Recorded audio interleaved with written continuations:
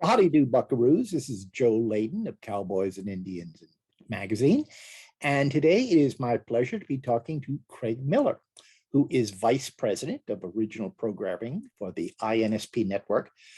And Craig, you've actually got a bit of a rebranding operation in going on right now, right? Yeah, we do.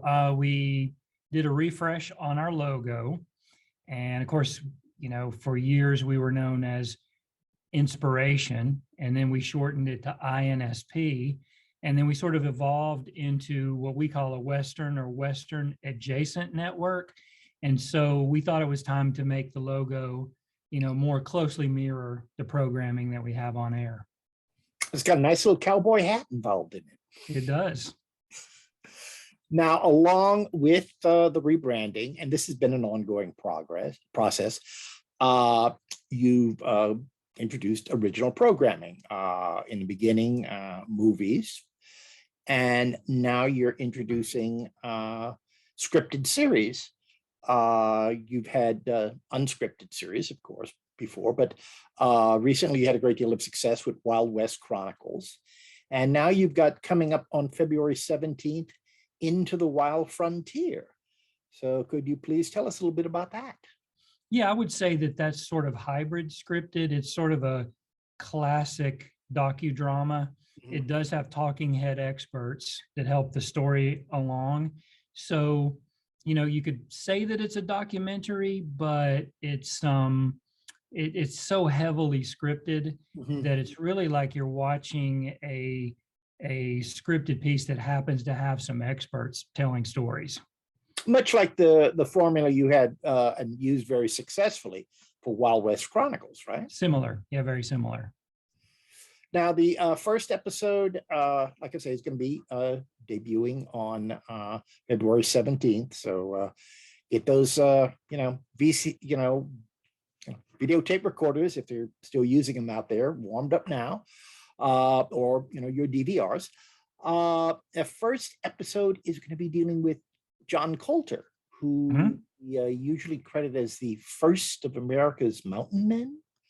Yeah, great story there. I don't know if you're familiar with that story or not, but there was a kind of a pretty well-known movie called the Naked Prey with Cornell Wilde, and that was set in Africa, but the story is based upon the real life adventure of John Colter. So John Colter was a mountain man and a trapper, and some Blackfeet warriors killed his trapping partner and took him captive.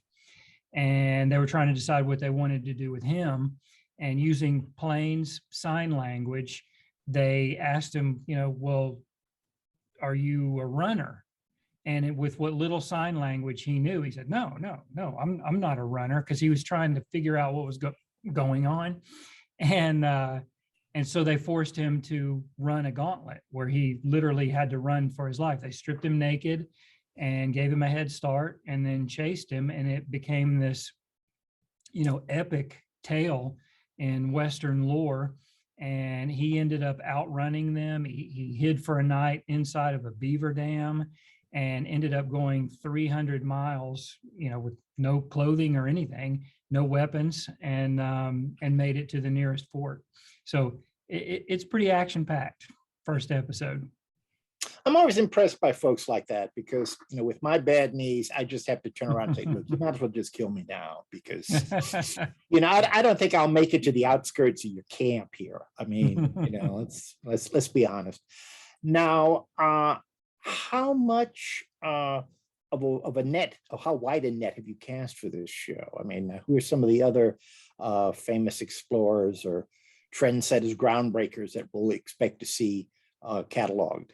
Profiled? Well, the way I like to think about it is, as I said, we're Western and Western adjacent. And we believe that people who like to watch classic Westerns will also like this, even though it's not really Western.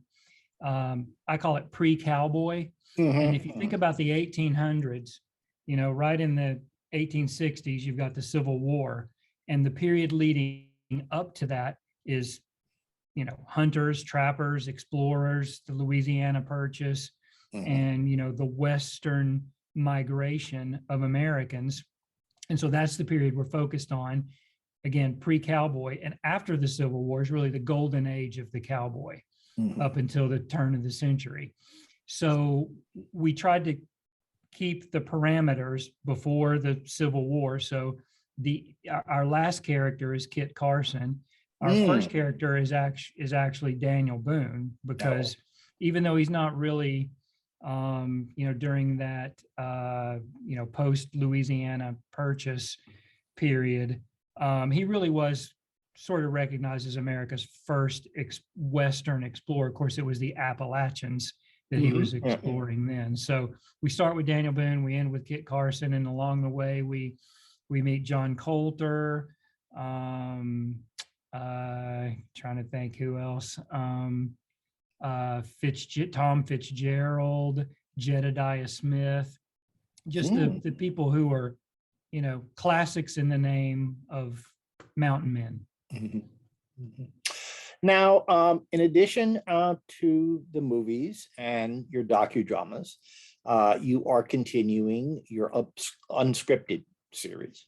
You've got, of course, the third season of Trace Adkins' Cowboy Showdown coming up, and you've now got the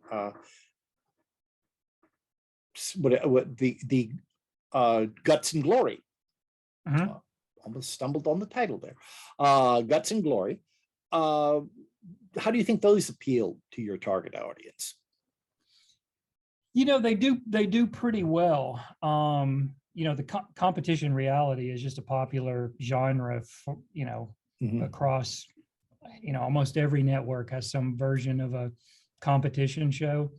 And we thought it worked for us because what you realize when you watch a cowboy competition is, what it's really about. Of course, they're locking horns. I mean, the competition is pretty intense, but what's sort of underneath all of that is you realize that they live a different life than most people. And even though they're contemporary cowboys in those shows, they live according to the same cowboy code that you see on all of our classics, like, Gunsmoke, the Virginian you were mentioning earlier.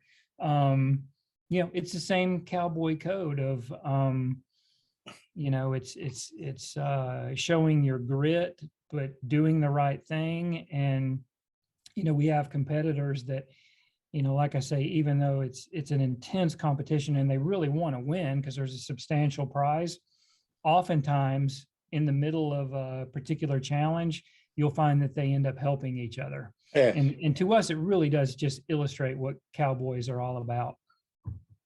Well, yeah, both series, Guts and Glories and, Ultimate Cowboy Showdown, there's a code of the West operating there, I guess. Yeah, for sure. Now, everything I've read indicates that your ratings overall for the network are going nowhere but up.